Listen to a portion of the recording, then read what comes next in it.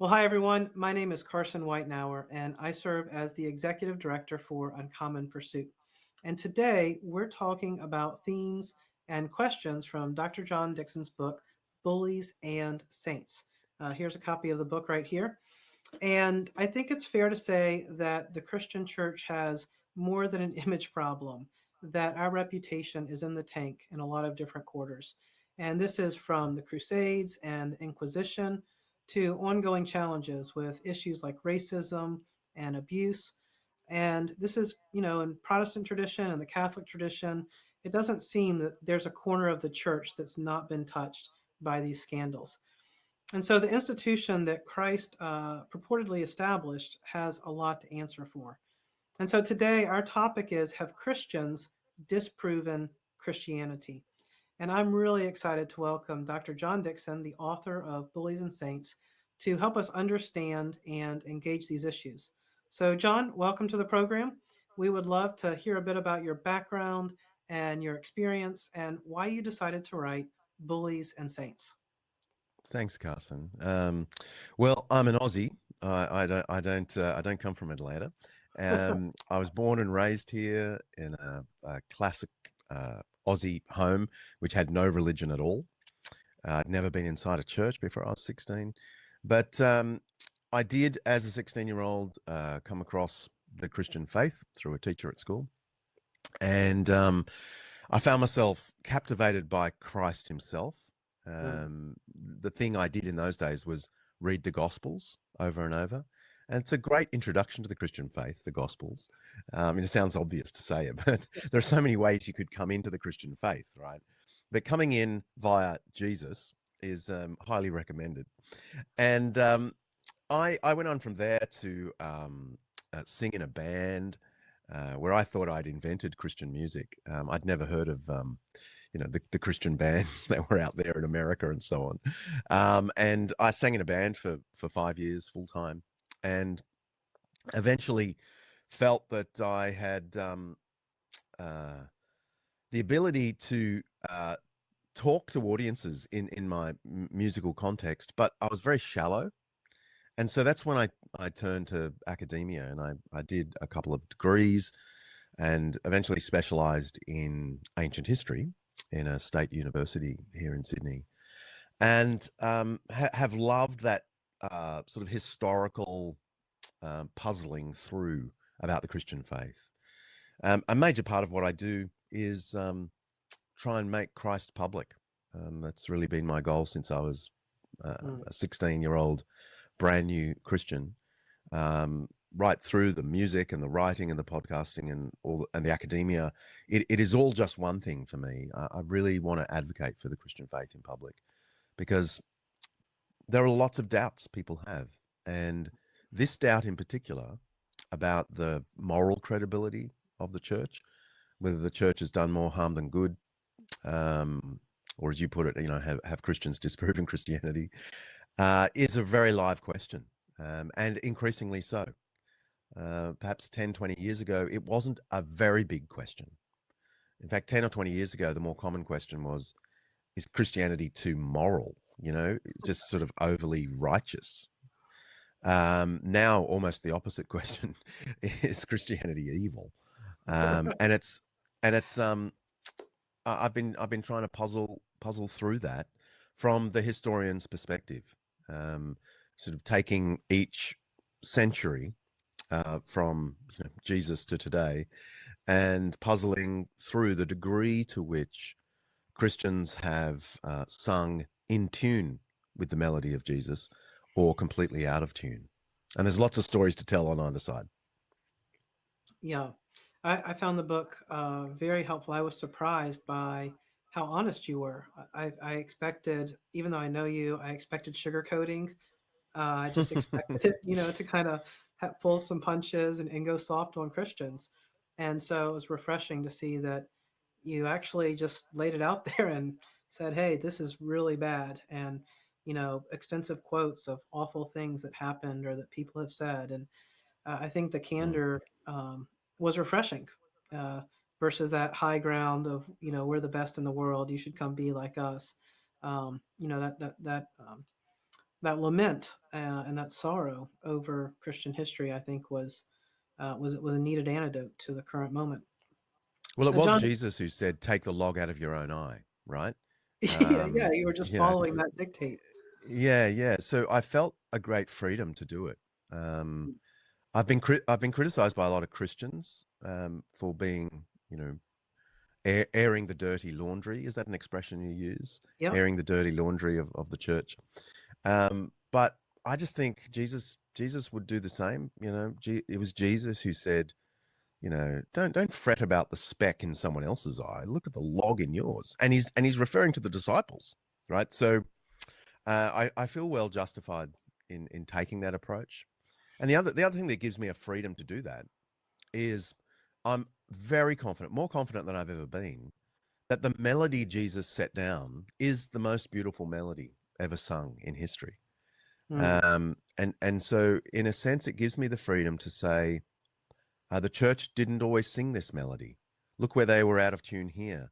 Because in a sense, in a weird way, or paradoxically, it's, when the church goes out of tune, it it gives us reason to think back on what was the original tune. And when you go back to the original tune, I think everyone can tell it's beautiful, it's miraculous. mm. Yeah, I want to get to that story and that analogy you tell in the book, but just to get one, I have one listener in mind who would say that have Christians disproven Christianity is not a rhetorical question, with the answer being no, of course not. The answer for them is yes. Christians have disproven Christianity. Given what my pastor did to me, given what Mm, that church did to me, given what that Christian company did to me, the people who said they were all out for Jesus, they were the Christians, they harmed me in such a way mm, that I'm certain that Christianity is false and their God mm, is not real. And I want nothing to do with the church or Jesus or the Bible or anyone who represents him. So, John, I've just had that person, maybe they're at a last, for whatever reason, they found themselves watching us talk.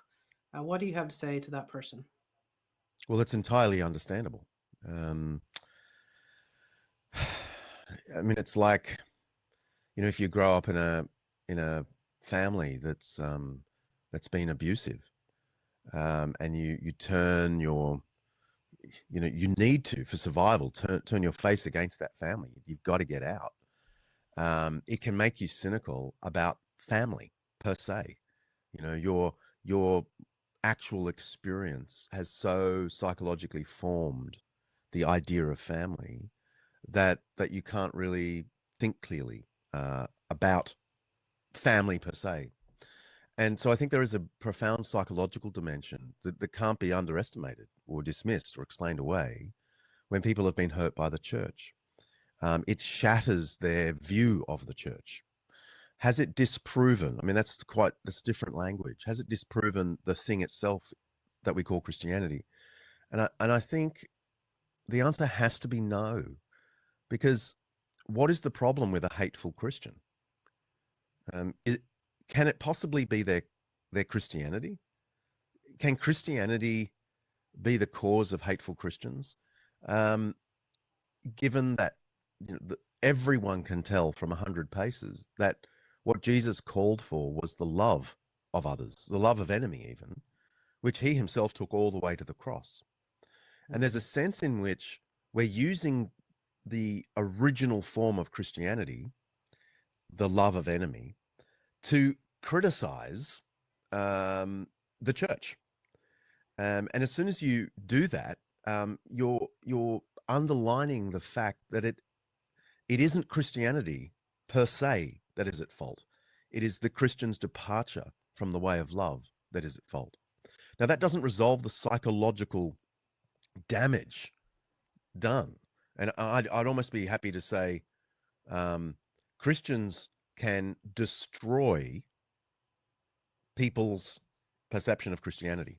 That's a true statement. Mhm. Can Christians disprove Christianity? I think the answer is no. Mhm.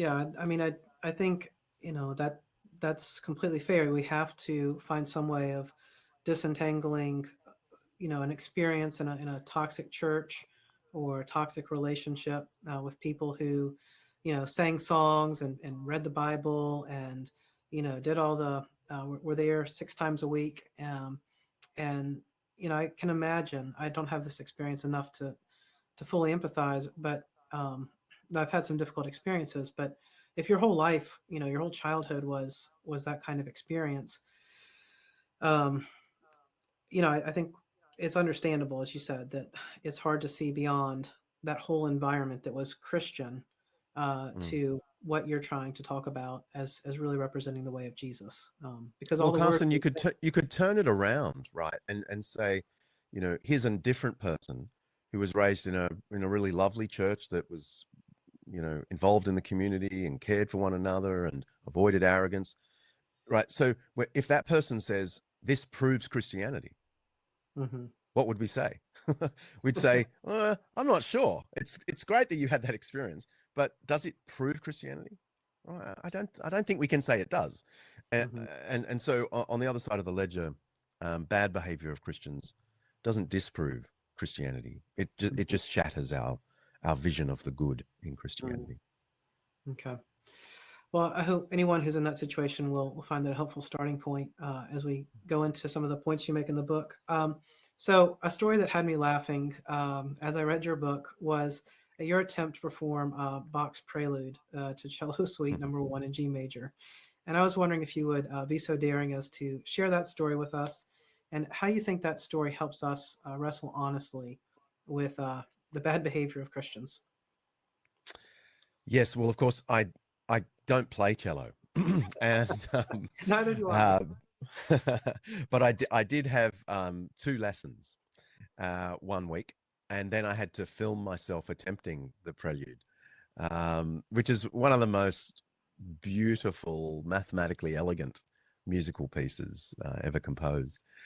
And I attempted it, and I was doing it for a documentary film, and of course I played it terribly, and then had to hand the cello over to a concert cellist who played it beautifully on camera.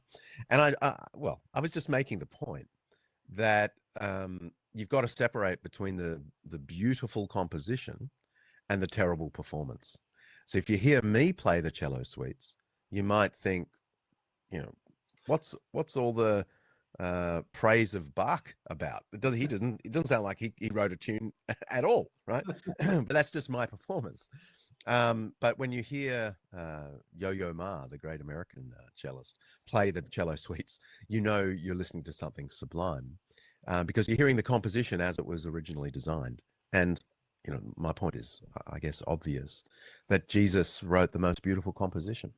Love your enemies, something he took all the way to the cross. Like, it's not just an arbitrary ethic; it's the very heartbeat of the gospel that Christ gave himself for others, and that is meant to be the ethic that Christians perform. That's the melody.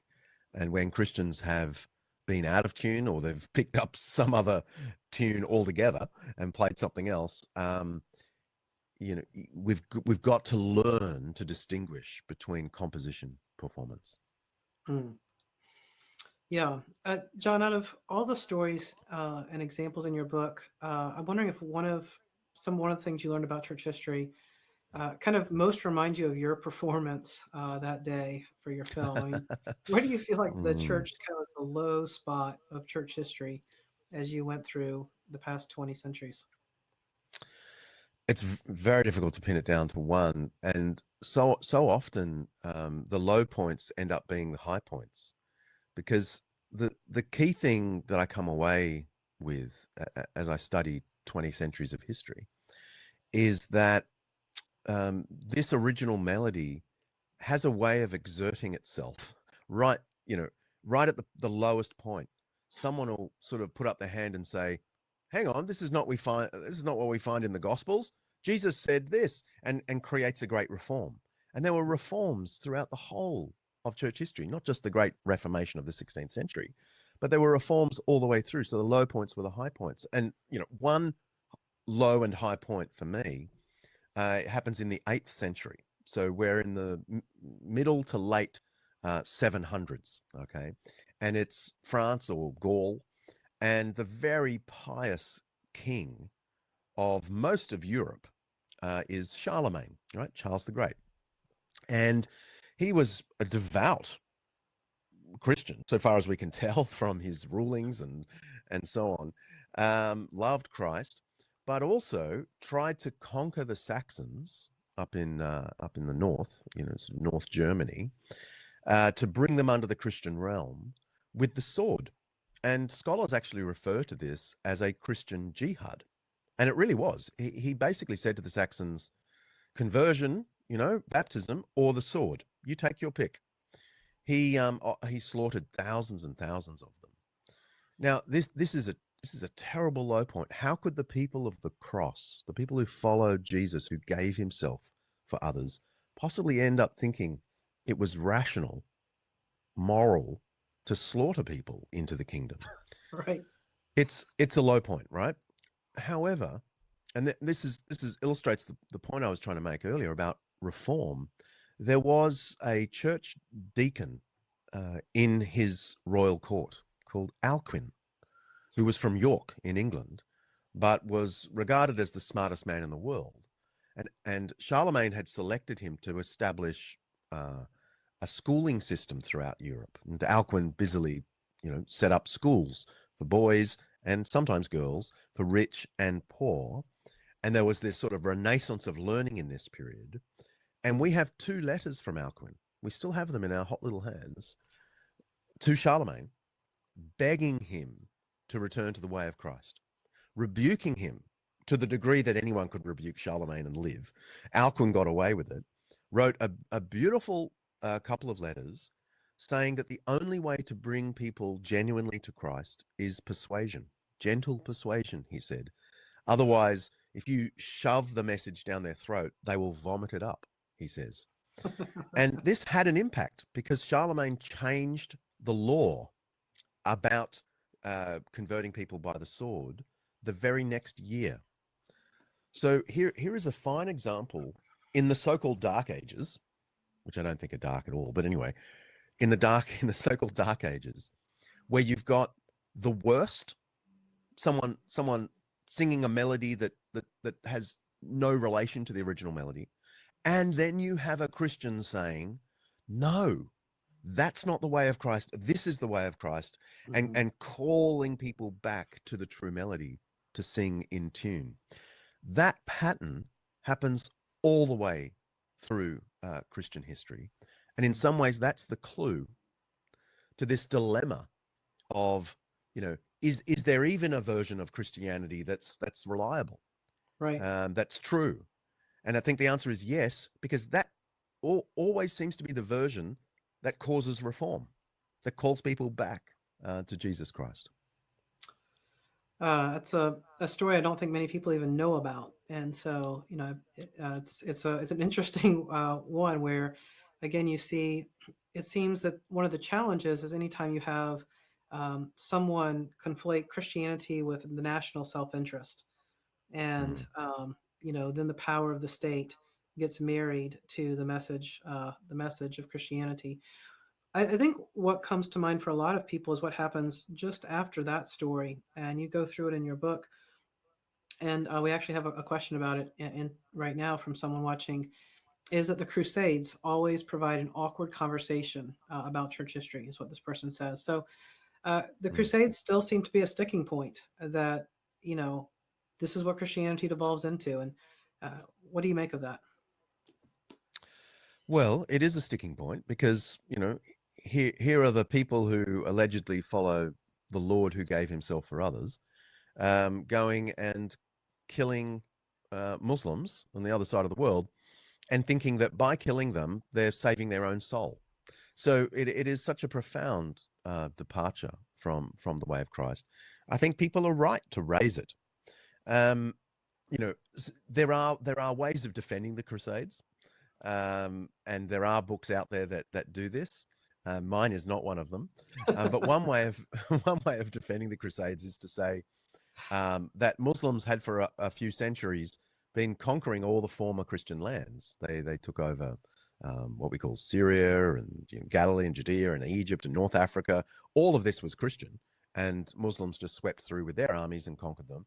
And then they started taking over the Byzantine Empire, what we call Turkey today, pushing right up to Constantinople. And the emperor of the Byzantine Empire, the remaining Christian Eastern Empire, wrote to the Pope saying, "Please come and help us." And he came and helped. And that's the normal defense. Okay, it was a defensive war against Muslim aggression for the last 200 or 300 years prior to the Crusades. Okay, I sort of get that. I think in theory, if there is such a thing as a just war, the First Crusade was a just response to Muslim aggression. However, the way they conducted the crusade made it an unjust war. It was shocking. I mean, just on the way to the Crusades, like as they journeyed through the Rhineland, or down toward Turkey and then down into Jerusalem, they slaughtered Jews in Jewish villages along the way throughout Europe. Just almost as practice. And then when they got there, they broke every rule of just war by slaughtering men, women, and children, non-combatants, in the Al-Aqsa mosque area, the great platform there, the Haram al-Sharif in Jerusalem, and praised Jesus for it. So I'm not a defender of the Crusades. The Crusades were a despicable feature of Christian history. I guess the only thing one can say about it is that it was Christians who ended up finishing the Crusades. The Crusades didn't stop because secular enlightened people said, "Oh, you bad Christians, you shouldn't be doing violence." I mean, no. It was Christians who ended up realizing that the theology was wrong. That is, you can't fight the infidel for the forgiveness of your sins, right? So that theology was critiqued, and the way of Christ began to exert itself within the church, so that violence to progress Christianity was seen as morally questionable once again. And the Crusades had long finished before there was anything like a secular Renaissance Enlightenment. Right. And so again, the argument is, yeah, this was terrible, anti-Semitic, killing innocents, no justification, in fact, condemnation for all of those things and sorrow. But again, the impetus for changing that way of human life came from going back to the way of Jesus. I mean, John, as you kind of, is it even a question that has an answer as to whether or not Christians have done more harm than good? I mean, you can talk about, founding hospitals and, reform movements to deal with the abuses of Christianity. But right alongside of that, you've got, the many examples you give through the book where entire empires are, the masses of people are swept up in an abusive or distorted or a harmful version of Christianity. Whether you're looking at some of the issues you deal with the good and the bad of Constantine, or you look at the way that Christians have persecuted the infidels or people who didn't agree with their sect, or complicity of Christians and hundreds of years of slavery, or any of the scandals sweeping the church right now. There's massive social movements of Christians doing awful things, and then you've got these little reform movements of starting schools. Or how do you weigh? Is there a way to weigh up all of the harm versus all of the good and say, here's where I come out on how Christianity has impacted the nature of society, the shape of the world? Yeah. The first thing to say is that these reform movements I keep talking about were actually not small. They completely reformed the church, and sometimes for a century or more. And then there would be decline, and reform for a century or more. So actually, although we've focused in this conversation on some of the terrible things, the actual experience through those periods is that the reforms are probably dominant.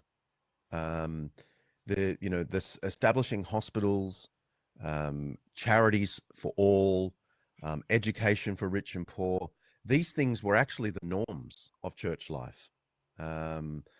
Crusading and inquisitions, these weren't the norms in church history, although they're stunning examples of bad behavior. But the other thing I'd say, Carson, is that violence and bigotry and hatred and abuse were doing really well in Greece and Rome before the Christians came along. These are the norms. Mm-hmm. This bad behavior we're talking about is really the church participating in what is common to humanity. Because the violence of Rome eclipses anything the church ever did. Greece the same. The violence of the Gauls prior to Christianity getting there, it was entirely a plundering culture. You think of the Vikings; it was a plundering culture. Known for their charitable works. These were the norms. So we need to get this. We need to get this right. It's true that the church has participated in all of the most base evil things that are common to every culture. Okay. What is the unique contribution of the church? That's the real question. The question isn't, has the church done bad? Yes, unforgivably. But what is the unique contribution? No one could argue the unique contribution of the church is abuse, violence, torture, etc. They're everywhere. But the unique things the church brought into the world were hospitals for all, completely unknown in antiquity. Schooling for rich and poor, completely unknown in antiquity. The freeing of slaves. I know this is controversial, and the slave trade does experience a rebirth, and Christians participate in that.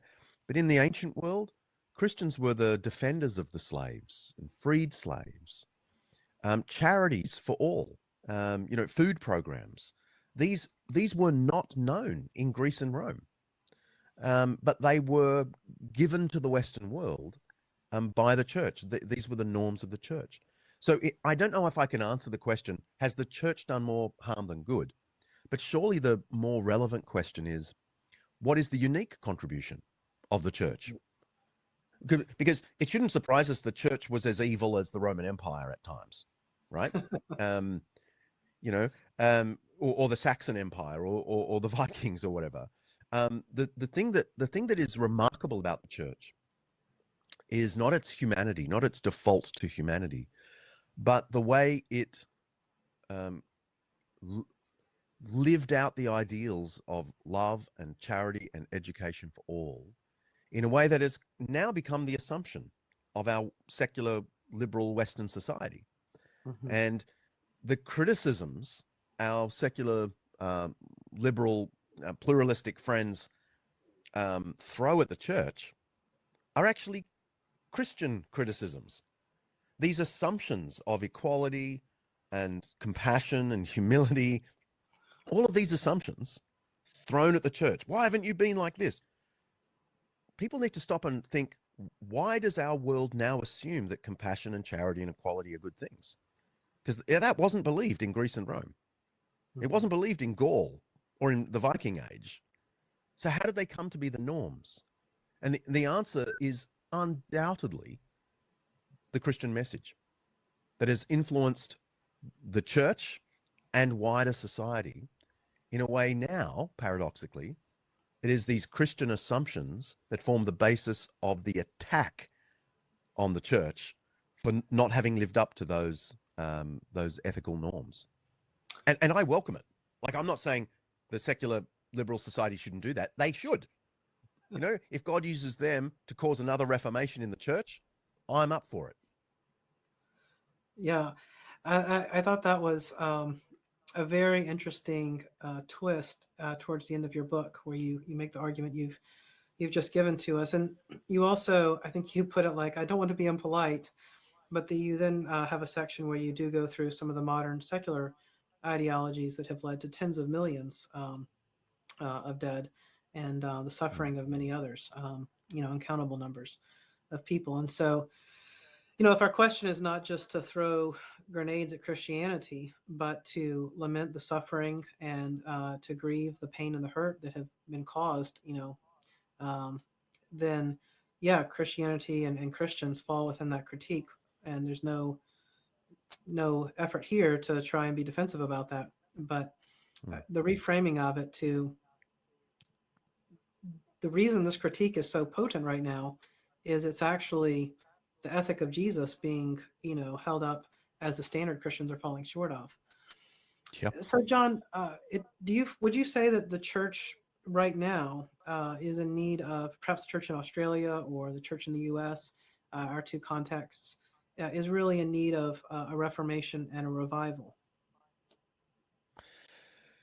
Yes, sometimes I wonder whether 200 years from now they'll describe our period as the Dark Ages. Um, our church is going through its darkest time. We're so caught up in celebrity culture. We're just as obsessed with celebrity culture as the world is. We're materialistic as churches.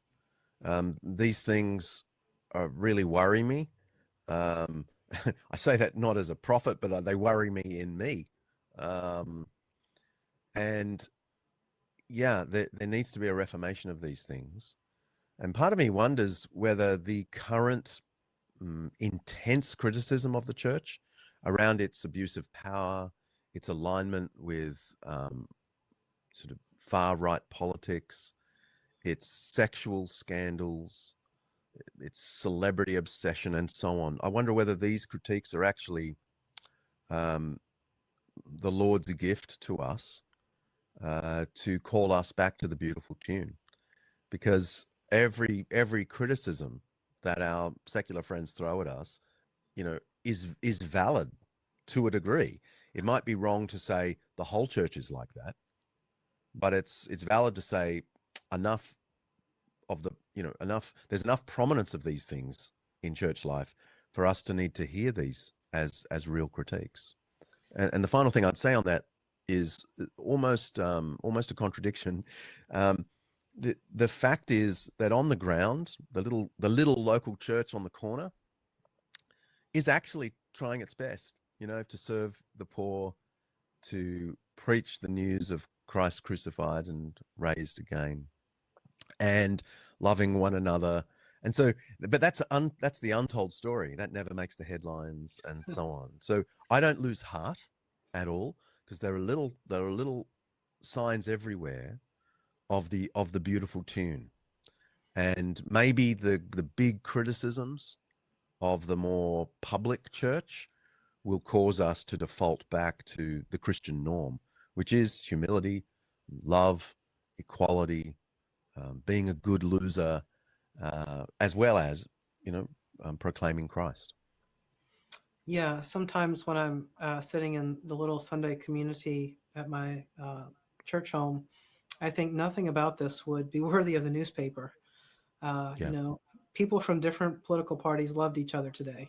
It's not Mm, headline news. mm, It's not going to sell any copy. No one's going to buy a subscription if someone reported on what we were doing. But it's yeah. those interactions that I treasure and find so hopeful and encouraging.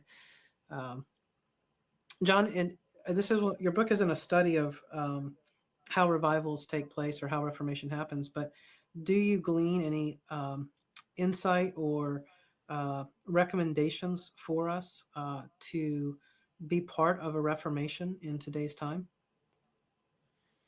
One of the things that seems consistent in these little revivals and reformations is the prominence of the Gospels: Matthew, Mark, Luke, and John, the four Gospels, which are the first four books of the New Testament for a reason, right? They're the foundation of the new covenant.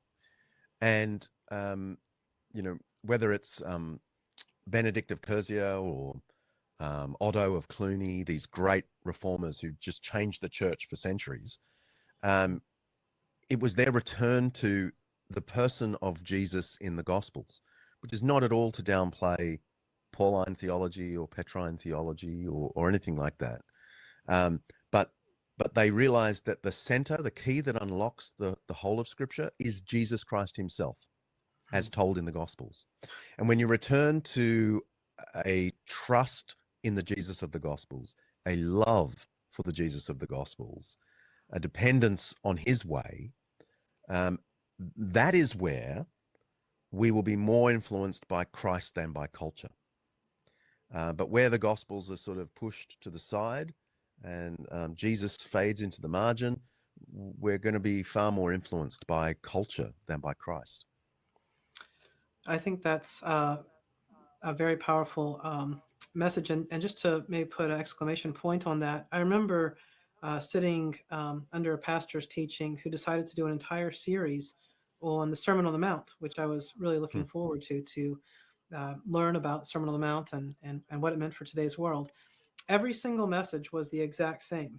And the message was, here's the text for today. I want to tell you that this is impossible. None of you guys can do this. And that's why we need the gospel, to experience forgiveness and to know that God loves you just as you are. And so we went through months of teaching on the Sermon on the Mount. And the net effect of it was, don't try. This is too hard for you. And having, done further study on the Sermon on the Mount, it seems to me that that was the exact opposite of the intention of that teaching. Jesus did not teach that to discourage us. He wanted to give us a pathway to life and fulfillment and becoming fully human. And this is the way Jesus' disciples are meant to live, by the power of the Spirit. It's a supernatural reality. I can't achieve that on my own, sure, but that's the life I would like to have with God's help and with the help of other believers. And so it seems to me we're quite far set far back if we have whole sermon series telling you don't even give this a chance. Yes, sadly, that is a particular tradition that interprets the Sermon on the Mount that way, and I think it is a blasphemy. I mean, apart from being exegetically stupid, given the number of times Jesus says, do this, and in fact ends the Sermon on the Mount by saying, the person who hears my words and puts them into practice is like someone who builds the house on a rock. Well, that's the punchline, right? The punchline of the Sermon on the Mount is, hear this and do it, will you? Apart from all of that, it is just contrary to the gospel, because the life called for in the Sermon on the Mount and elsewhere in the Gospels is really just the ethic that flows from knowing the one who gave himself on a cross for us. That's what it is. So to deny the Sermon on the Mount is a real call to living is really to deny the gospel, because the gospel is about the Lord who entered the world, gave himself for us, for our forgiveness, and rose again. And we are now to live out that ethic, not in order to achieve salvation, of course, we all know that. But if you believe in the one who gave himself for others, then the most beautiful heartbeat of the universe is to give yourself for others. Exactly what we find in the Sermon on the Mount. Yeah, it's something I still puzzle over whenever I find myself reading through that section of Matthew. I can't forget those sermons I heard, and just the absolute puzzlement that we were being taught from the pulpit not to do what Jesus is saying to do. Oh man. Oh yeah, Christians are dumb sometimes. Yeah. Well, we've already covered this, John, but one of the questions that someone put in for us when they were registering for the event is modern evangelicalism destroying the true message of Christianity? And another person wanted us to address, there seems to be a vast and growing dissonance between the many expressions and confessions of Christianity in this era. The influence of a postmodern culture on religion worsens issues. Has the church lost truth, and how can it be recovered? And just one of the things you wrote in your book was in the 500s, being Christian was indistinguishable from being Roman. And by the thousands, being Christian was indistinguishable from being Frankish or Saxon. Europe and the church found themselves converted to each other's ways. So maybe this is just a space. What are some of the other features of modern evangelicalism that seem to you, they're so normal? They are the way things are done, but to you, you would say this is completely at odds with the way Jesus intended for his disciples to live. Oh, Carson, you're asking me to be a prophet, not just a lowly historian, and I Yeah, don't think you ask that I of don't us. think I deserve it. I don't think I deserve that. Um, and there's something to be said for evangelical meaning different things in our countries. Yeah, So evangelicalism in America is a slightly different thing from evangelicalism in Britain and in Australia. So I need to be cautious about that. Um, uh, but again, I come back to this. I think celebrity culture um, is is is evil. And is the church having become more like culture. Um, the way we lift up pastors and revere them and think they're untouchable and don't allow them to be criticized and so on. I think the money machine in the church and in Christian publishing and so on, um, it actually drives a lot of things, um, and that doesn't seem plausible. So money and celebrity, the alignment with politics, I think is deeply, um, it's a problem. Whether left wing or right wing politics, if I'm honest, I know the right wing alignment gets more attention, but there's a left wing church that's just as allied to left wing politics, um, but neither seem appropriate, because the whole distinction between left wing and right wing is a Christian heresy, by which I mean they are things that come from Christianity that have been split apart. So there's a sense in which the whole history of the church is very left wing. I mean, that this is anachronistic, but just follow my idea here. It was always serving the poor, giving itself for others. Education was free, hospitals were free, right? Now we think of that as left wing, but that was the norm. Augustine believed that, Alcuin believed that, Luther believed that. These were just the norms. Um, and yet the church was always absolutely against abortion. I mean, right back to the earliest evidence we have, the church was against abortion, against infanticide, collected babies and raised them as their own. It had a family ethic. Sex was only ever between a married man and a woman. So these things we now associate with the right wing, yeah, with conservatism, but they were just the norm in the church. And the way the modern world has split these things apart is very much it's a Christian heresy, because these things were held together for much of church history, and only now they're split apart. And what it causes some Christians to do is to align themselves with one or the other, and that seems a mistake. That seems a departure. yeah. I think coming to terms with the reality of being politically homeless is just part of being in this world, that I cannot Mm, align with either party. There may be someone I vote for in a certain mm, situation, but to give my heart and my hope to that person or that party uh, just seems far beyond what my conscience would allow me to do. And mm, accepting that that may mean a loss of political power, and that may lead to different privileges or change in finances, and to willingly accept those costs for the sake of following Jesus.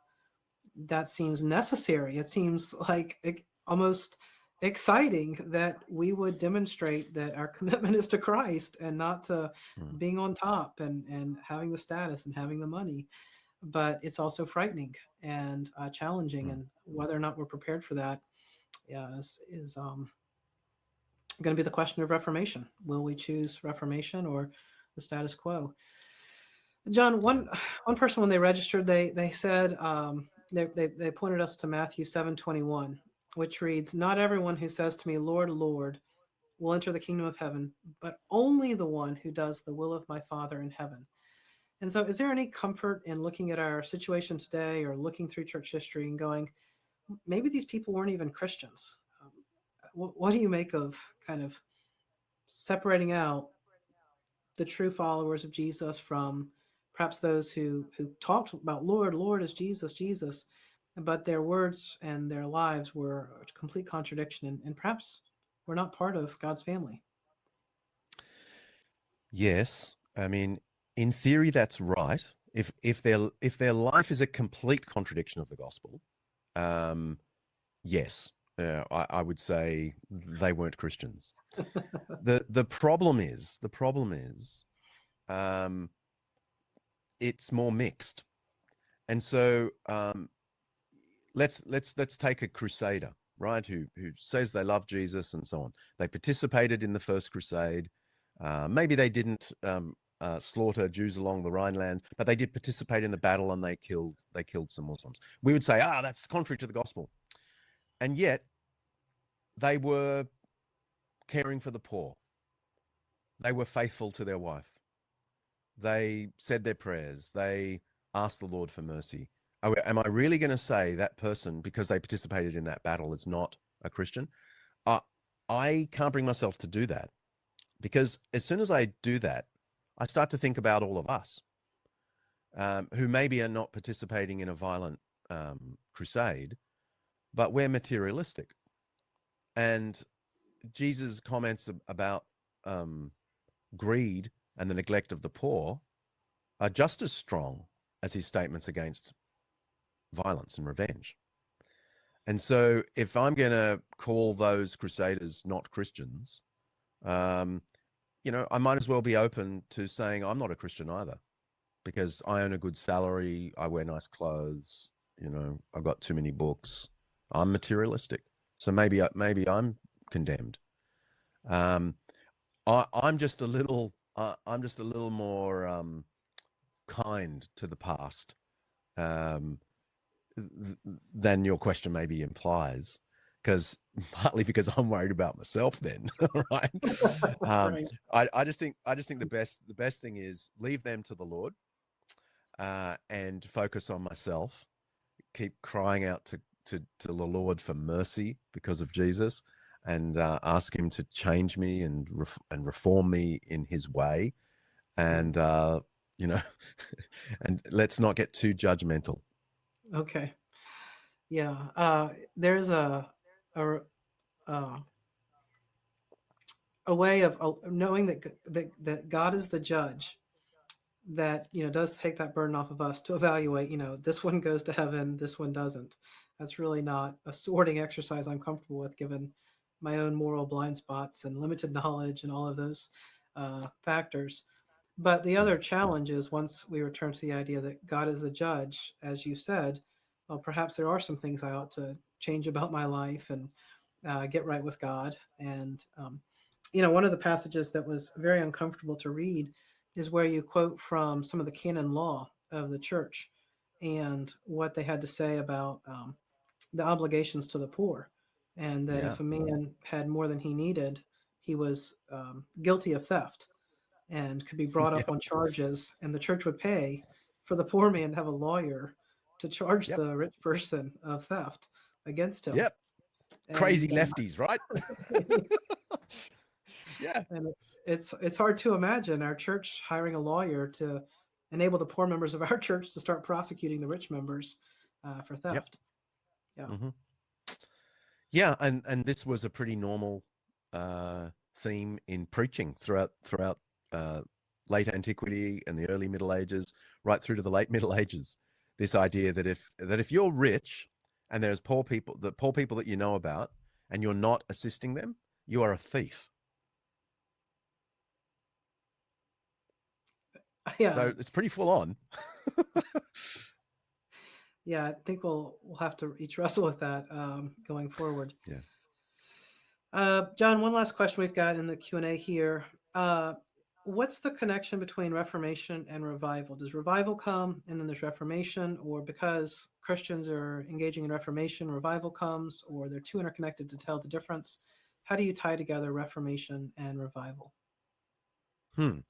Well, I mean, the word revival tends to mean, an enlivening of the truths that are held in a kind of name only way. So it's people who are nominal believers, bumbling along, not wicked, not on fire. Revival is about them being enlivened, okay, and being more passionate about the faith. The kind of reformation that I'm talking about, and I'm not even sure if reformation is the right word, especially as we always associated it with the 16th century Reformation of Martin Luther and John Calvin. But whatever, when I use the word Reformation for all of church history, I mean it's where so almost prophet-like figures pipe up and criticize the church for having defied the way of Christ. It's not so much, um, doctrinal reformation, which is something that happened in the 16th century. It's more people calling the church back to the way of Christ in the Gospels. It's that moral reformation that I'm talking about, and but wouldn't it be great if we had both? Yes, that's my hope. So, John, a final question for you as we wrap up. In light of all the atrocities, all the horrors of the church through 2,000 years and to the present day, in your country, in my country, and many other places, uh, as you sum it up as a public advocate for Christ, what's the reason you're following Christ? Well, because of Christ, because the one I find in the Gospels is the epitome of power and humility in one, held together in beautiful symphony. Um, Righteousness and forgiveness held together. Um, Death and resurrection. Um, these things are held together so beautifully in Christ that to whom else would I go? Um, th- there's nothing better than Jesus Christ. There's no philosophy, there's no religion, there's no politic, no morality, no philosophy that can compete with the beauty and power, the judgments and compassions of Jesus. So stay close to him and all will be well. All right. Well, I would encourage anyone who's listening and is a little unsure about that to crack open a Bible, find one online if you don't have one in your house, and maybe just start with Mark chapter 1 or Matthew chapter 1 and, you know, look past the presentation of Jesus on the major news sources or even um, at a local church that's in disrepute, but see who Jesus reveals himself to be in the Gospels. And I see a match between that person and who you just talked about, John. Well, John, thank you for giving us your time and sharing with us the fruit of your academic labor and having read all the books that are behind you. It's a very instructive read, so I'll just hold it up to participate in celebrity culture. Bullies and Saints by Dr. John Dickson. It's encouraged my heart and my mind. It's a book I'm giving to others. If you want to connect with John, he's on Twitter at John Paul Dickson. And John also is the host of a podcast that you can find at undeceptions.com. And I'll put links to all of those in the description of this video. If you've managed to listen this long, you're the kind of person that I would love to have join the Uncommon Pursuit community. And it's a space to discuss these kinds of questions with brothers and sisters in Christ from around the world. And you can learn more about that ministry at uncommonpursuit.net. And if you're the kind of person who wants to invest in helping others have a strong and confident faith, or if that's what you're trying to get for yourself, we would be honored to have you get connected to us at uncommonpursuit.net. And John, again, thank you for your time and the insights you shared with us today. I think we've all learned a Pleasure. lot. And to everyone who's watching, thank you. Your time is valuable, and I am grateful that you chose to spend this time with us. So I hope you have a great rest of your day, and I hope to connect with you again soon.